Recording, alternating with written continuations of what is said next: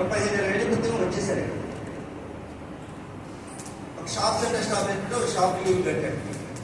ఇతనికి ఊరు వదిలిపెట్టి వెళ్ళిపోదాం అనుకో. ఈయన హక్కు ఉందనుకో. ఈయన మళ్ళీ వేరే నాన్ ట్రైబుల్కి అమ్మకూడదు, కౌలుకి ఇవ్వకూడదు, తనఖా చేయకూడదు, దానం చేయకూడదు, ఏం చేయకూడదు. సో జరుగుతున్న పరిస్థితి మనకు తెలుసు. కానీ చట్టం ఏమంటే తెలియాలి కదా, మన దాన్ని ఏం చేయాలి మన ఏదండి. సో ఇప్పుడు అది ఎవరు గతంలో ఏముండేది, 70లో మనకు మొట్టమొదటి చట్టం వచ్చింది 17 వచ్చింది, బ్రిటిష్ వాళ్ళ కాలంలో వచ్చింది.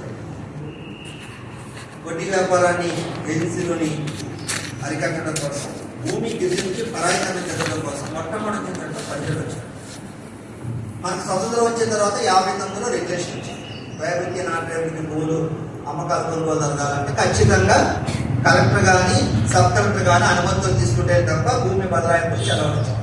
ఇంకా 1/70 చట్టం వచ్చింది. 70 వచ్చింది ఏమైంది, అసలు మీరు ఏ పర్మిషన్ ఉన్నప్పటికీ కూడా చల్లదు. కలెక్టర్ పర్మిషన్ ఇచ్చినా, ప్రభుత్వం పర్మిషన్ ఇచ్చినా నాన్ ట్రైబల్ అనేవాళ్ళు ఏజెన్సీ ప్రాంతాల్లో భూమి మీద తీసుకోవడానికి లేదని స్పష్టంగా వచ్చింది. దాంతోపాటు నాన్ ట్రైబల్ కూడా భూమి బదలాయింపులు నిషేధించింది. మరి ఇంకా చెప్పాలంటే 78లో ఇంకొక రెగ్యులేషన్ వచ్చింది. మీరు 1/70 అంటున్నారు.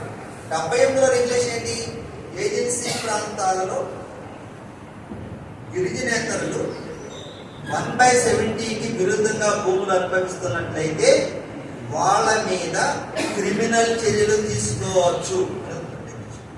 కాబట్టి పోలీస్ స్టేషన్ రిపోర్ట్ ఇస్తున్నారు, మీరు ఇస్తున్నారా మీరు? సో ఇది మీరు అర్థం చేసుకోవాలి. మనకు చట్టాలు ఉంటున్నాయి, కానీ దాన్ని మనం అర్థం చేసుకుంటలేదు, అవగాహన చేసుకుంటలేదు, దానికి ముందుకు మనం నడటానికి లేదు.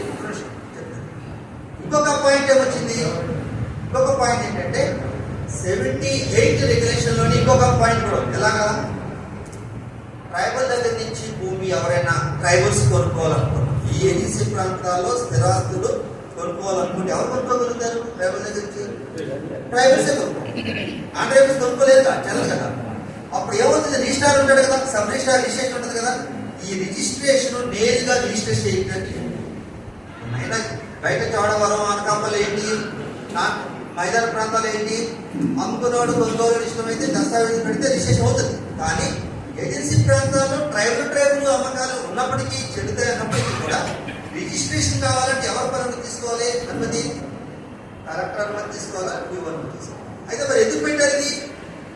ఇదెందుకు పెట్టారు? ట్రైబల్ అమ్ముకుంటే నాన్ ట్రైబల్ లేదు కదా. ఎందుకు పెట్టాడంటే ఏజెన్సీలోని నాన్ ట్రైబల్స్ ట్రైబల్ బినామీగా పెట్టుకుని అమ్మకాలు కొనుగోలు జరుగుతున్నాయి, లీజులు తీసుకుంటున్నారు. లేకపోతే అరకు, పాడేరు ఏజెన్సీ ప్రాంతాల్లో ఇలాంటి పెద్ద పెద్ద ట్రైబల్స్ నిజంగా మొత్తం అనంతగిరి మొదలుకొని కొయ్యూరు, నాతవరం అక్కడ వరకు మనం ట్రైబల్స్ బిల్డింగ్లు అనుకుంటే చాలా హ్యాపీ కదా.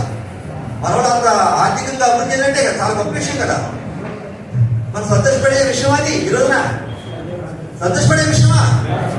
అది గుర్తు పెట్టుకోండి. బినామీలు కాదు అది. అన్నీ కూడా పక్కాగా ట్రైబల్ ఏకంగా మేళ్ళ కట్టేసేటువంటి పరిస్థితి ఉంటే చాలా హ్యాపీ కదా. పాడేరులో చూడండి, లేకపోతే తెలంగాణలో భద్రాచలం చూడండి, లేకపోతే రంపచోడవరం చూడండి, పుట్టాయిలో చూడండి, ఎక్కడ మండల హెడ్ క్వార్టర్లో ఎవరుంటున్నారు? ట్రైబల్స్ వ్యాపారాలు. మరి అందరికీ హక్కులు ఉంటే మంచిదే, లేదా ట్రైబల్సే ఆస్తులు అనుకుంటే ఇంకా మంచిది, సంతోషమే కదా. మన ట్రైబల్స్ అది ఎదిగారంటే ఎందుకు అది పెట్టారంటే 78 రెగ్యులేషన్ ఎందుకు పెట్టారంటే ఈ రిజిస్ట్రేషన్ జరుగుతున్నప్పుడు వాస్తవంగా ట్రైబల్ సొమ్ము పెట్టి తను సంపాదించిన డబ్బుతోటే కొనుక్కుంటే తన అనుభవం కోసం కొనుక్కుంటున్నాడా, లేదా నాన్ ట్రైబల్ వెనకాలండి ట్రైబల్ ని బినామీగా పెట్టుకుని ఆస్తులు కొనుగోలు చేసి లేకపోతే లీజు తీసుకుచేస్తున్నాడు అనే విషయం మీద కలెక్టర్ కానీ పిఓ కానీ అనుమతికి ఇచ్చే ముందు విచారణ చేసి ఆర్డీఓ విచారణ చేయాలి. పేసా గ్రామ సభ తీర్మానం కూడా ఉండాలి. అది ప్రభుత్వం ఇచ్చినటువంటి మార్గదర్శకాల్లో 2017లో మార్గదర్శకాలు ఇచ్చారు. ఏమని, ట్రైబల్స్ భూములు అమ్ముకొని ఏదైనా చేసుకున్నప్పటికి కూడా ఎవరి తీర్మానం ఉండాలి? పేసా గ్రామ సభ తీర్మానం ఉండాలి. మనకి ఇంతకు ముందు ఉందా? లేదు. ఇప్పుడు ఎందుకు పెట్టారు? ఊళ్ళో ఎవడు అమ్ముతున్నాడు, ఎవడు కొనుగోలు చేస్తున్నాడు అనే విషయం మీకు తెలుసు. నిజంగా నీవు 50 ఎకరాలు 30 ఎకరాలు కొనేస్తాడు అనుకోండి, నీకు డబ్బులు ఎక్కడేలా, నీ 30 ఎకరాల ముందు గ్రామ సభలో చెప్పుకొని చెప్తాడని అని చెప్పడాలా? అప్పుడు ఏమవుతుంది?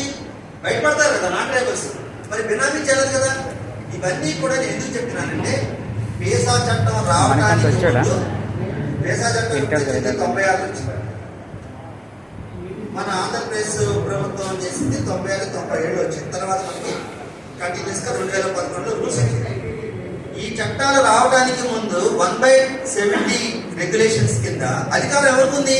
భూమి పరాయకరణ చెందిన లేకపోతే అన్యాక్రాంతమైన భూమిని తిరిగి గిరిజనులకు అప్పగించే అధికారం ఎవరికి ఉంది? Special deputy collector tribal welfare ఉంది, మీ సబ్ కలెక్టర్. కానీ ఇప్పుడు ఈ అధికారం పేసా రూల్స్ కింద ఎవరికి అధికారం ఇచ్చారు? ప్రాథమికంగా పేసా గ్రామ సభకు అధికారం ఉంది. మీరు ఇంకా భూమి సమస్య, ఆ సమస్య, ఈ సమస్య ఆగిపోతా ఉన్నారు. నిజంగా పేసా గ్రామ సభ ఏజెన్సీ ప్రాంతాల్లో, పాడర్ ఏజెన్సీ ప్రాంతాల్లోని పనిచేయాలనుకుంటే దేని మీద పనిచేయాల్సి ఉంటుంది? భూమి అన్యాక్రాంతాన్ని ఆపాల, భూమి అన్యాక్రాంతాన్ని ఆపాల, నాన్ ట్రైబల్స్ పోకుండా ఆపాల, ఏజెన్సీ ప్రాంతానికి వలసలు ఆపాల. వలసలు ఎలా అవుతాయి? భూమి అన్యాక్రాంతం అయితే వలసలు అవుతాయి. నాన్ ట్రైబల్స్ మైదాన ప్రాంతాల నుంచి మీ పాడర్ ఏజెన్సీ ప్రాంతాన్ని ఎందుకు వస్తున్నారు? వ్యాపారం కోసం వస్తున్నారు, రకరకాల వ్యాపారాలు పెట్టుకు వస్తా ఉన్నారు. సో ఇక్కడ భూమి అనేది నీకు ఇవ్వడానికి లేదని చట్టం ఉన్నప్పుడు, ఈ భూమిని మీరు ఎవరికి వెళ్ళకుండా ఆపితే వలసలు ఏమవుతాయి? తగ్గుతాయా పెరుగుతాయా? వలసలు పెరిగితే ఏమవుతుంది? మీరు ఇప్పుడు పాడేరు ఏజెన్సీ ప్రాంతంలో ట్రైబల్ జనాభా కంటే కూడా ఏసార్ జిల్లాలో గిరిజనుల జనాభా కంటే గిరిజనేతరుల జనాభా పెరిగిపోతూ ఉంటే రేపు ఏమంటారు? ఈ ప్రాంతాలు ఏం చేయమంటారు? నాన్ షెడ్యూల్ చేయమంటారు. సో నాన్ షెడ్యూల్ చేస్తే ఏమవుతుంది? మీ హక్కులు ఏమవుతాయి? పేసా చట్టం ఉంటుందా? 1/70 చట్టం ఉంటుందా? ఏ చట్టాలు ఉంటాయి? మరి అప్పుడు ఆదివాసీల యొక్క అస్తిత్వం కోల్పోరా? ఉనికి కోల్పోరా?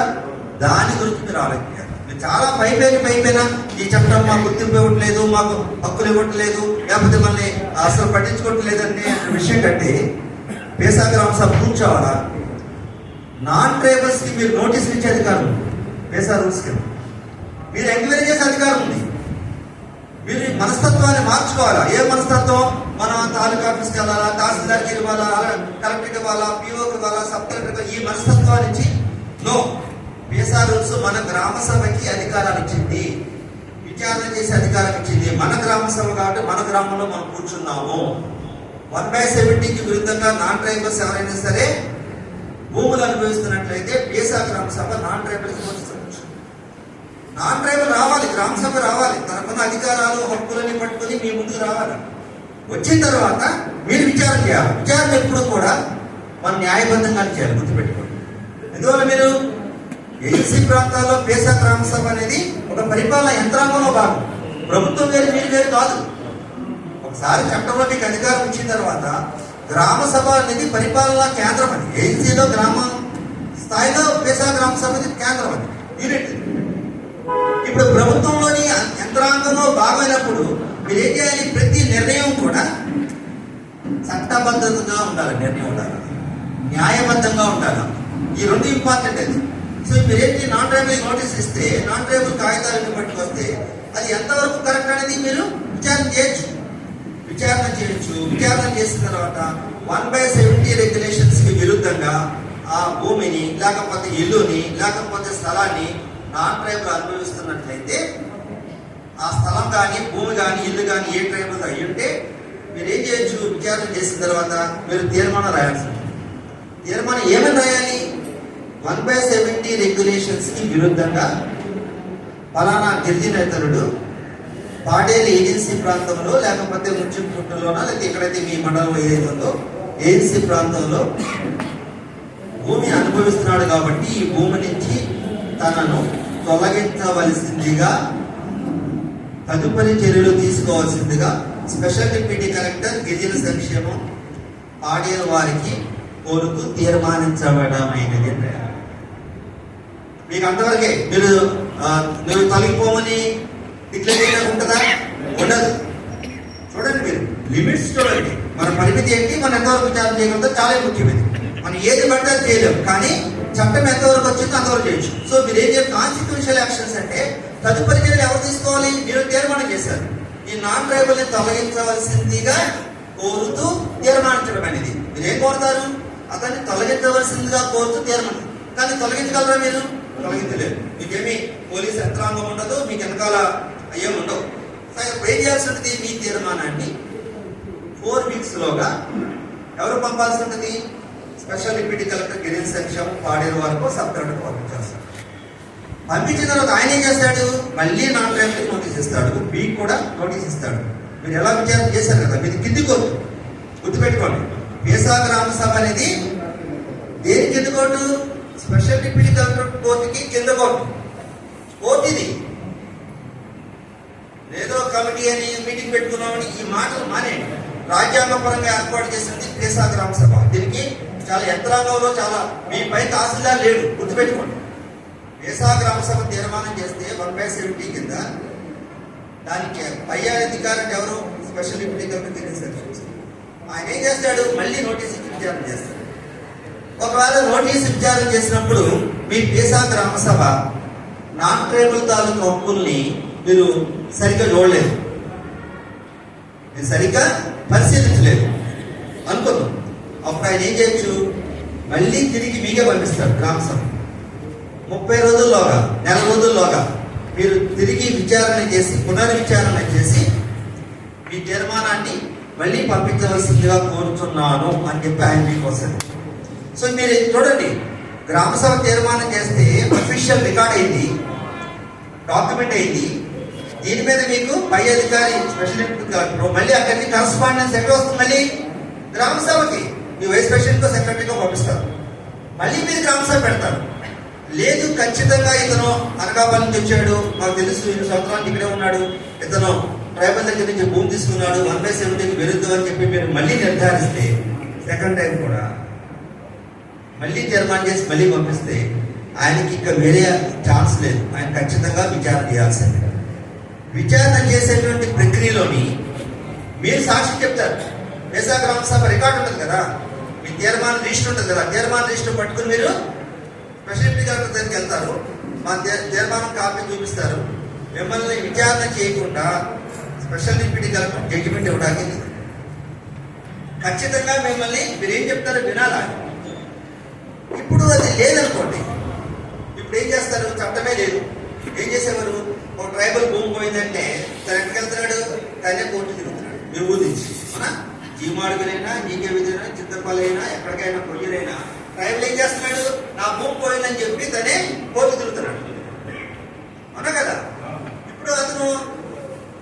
ఇప్పుడు పేసా గ్రామ సభ కన్నా తీర్మానం చేస్తే అతను బలవంతుడు అవుతున్నాడా? ఆదివాసీలు బలహీనలు అవుతున్నారా? ఎందుకు బలవంతుడు అవుతున్నాడు? మొత్తం ఎంటైర్ విలేజ్, మొత్తం గ్రామం అంతా కూడా ఆదివాసీకి అండగా ఉంటుంది. ఈసారి నాన్ ట్రైబల్ బెదిరించటాలు, అదిరించటాలు, మోసాలు చేయడానికి కుదురుతా? కుదరదు. సో పేసా గ్రామ సభని మనం ఆ యాంగిల్ చూడాలి. ఒకప్పుడు ఒక వ్యక్తి ట్రైబల్ గా తన భూమి కోల్పోతే తెలుసో తెలియకో పిటిషన్ పెడితే అతనికి ఎలా ముందుకు సాగాలో తెలియని పరిస్థితుల్లో గిరిజనేతలు మోసాలు చేసి, లేకపోతే లంచగొండ అధికారులు గిరిజనేతలకి అనుకూలంగా వ్యవహరించి జడ్జిమెంట్ ఇచ్చేటువంటి పరిస్థితి ఉన్నప్పుడు ఈసారి కుదురుతుందా? మిమ్మల్ని ఖచ్చితంగా కోర్టులో విచారణ చేయాలి, మీరు చెప్పేది వినాలా, విన్న తర్వాత జడ్జిమెంట్ ఇవ్వాలి. సో అప్పుడు ఏమవుతుంది? మన ఆదివాసీ ప్రాంతాల్లో భూమి పరిపాలన అనేది ఎవరి చేతిలోకి వెళ్తుంది? ఆదివాసీల చేతిలోకి వస్తుంది, గ్రామ సభ చేతిలోకి వస్తుంది. ఆదివాసీలు బలపడుతున్నారు. సో దాన్ని మనం చూడాలి. ఇప్పుడు అదే కాదు, వన్ ఆఫ్ ఇండియా కాదు. ఇప్పుడు మనం చూస్తూ ఉంటే ఏజెన్సీ ప్రాంతాల్లో వాడేటట్టు కాదు, మొత్తం మన రాష్ట్ర ఏజెన్సీ ప్రాంతాల్లో షెడ్యూల్ ప్రాంతాలుగా భూమి ఎవరి చేతులు ఎక్కువ ఉండదా? కానీ ఎంత ఉందో తెలుసా మీకు? 50% పైగా భూములు నాన్ ట్రైబల్ చేతుల్లో.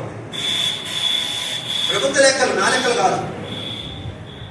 మరి కొన్ని జిల్లాల్లోని పశ్చిమ గోదావరి జిల్లా లాంటి జిల్లాలో అయితే 55-60% భూములు నాన్ ట్రైబల్ చేతులు ఉన్నాయి. కుట్టాయిలు, పోలవరం, జీలుగుమిల్లి, మైదాన ప్రాంతాలు. ఇక్కడ మీకు ఇంకా తక్కువ.